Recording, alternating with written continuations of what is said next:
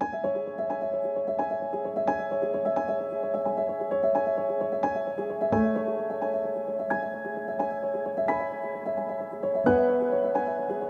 here we are again, week 7 at the Commissioner's house.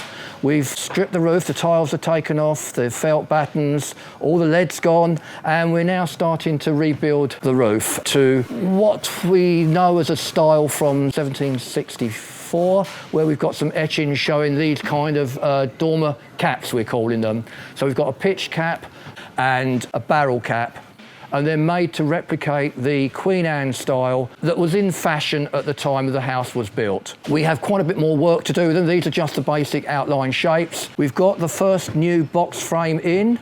Sample arrived last week, and this has now been inserted so that we can work out all the geometry and the final detail for the weathering and make sure that everything comes together correctly.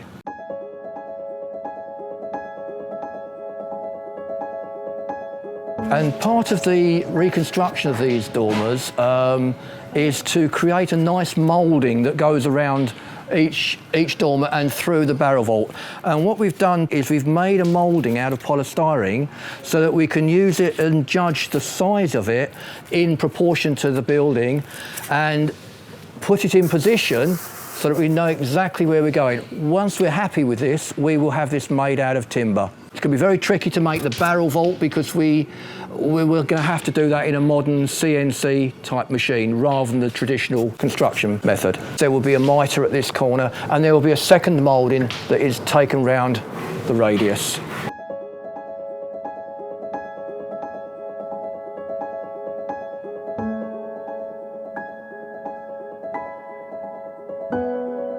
So here we are looking at a typical rafter on this roof. It's a 1703 roof, and if you look closely at the timbers themselves, you can see marks on the sides of the timber that were caused by the way that they were cut. They were sawn over a pit, so with a man on the top, a man on the bottom, and you get the lines down through the timber, and it shows the progress of the saw through the timber.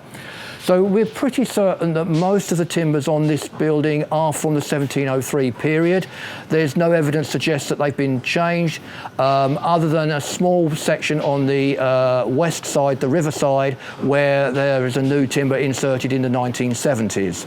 What we can also see, looking at this principal truss here, is the lines of nails that run across it. They are caused from the nails holding the tile battens in position. And every time you put a new tile batten down, you put a new nail in. But when you're putting peg tiles on the roof, the gauge for the tiles is round about 4 inches.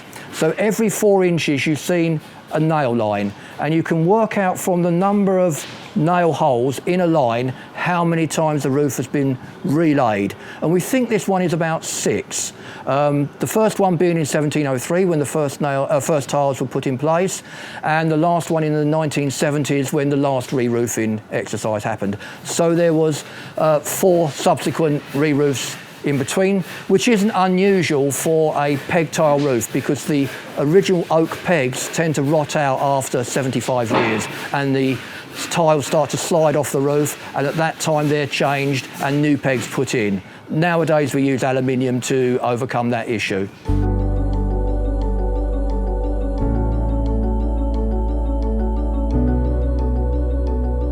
So here we have one of the hips of the main roof, and you'll notice on the side of it that we've got some Roman numeral markings. Roman numerals are quite typical for shipwrights, for master carpenters to put on pieces of timber to show where the joint positions go. But quite unusually here, we've got a kind of a tick on each of the marks, and we're not sure what that means.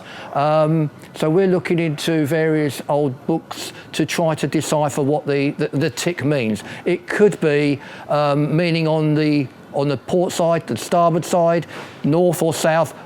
It could just be a half measurement. We don't know. So something interesting that we found that we're trying to understand what it means. And here we are with a corresponding rafter with the same tick formed in it. So it's obviously designed that this and this joint here are together, but again, why the tick?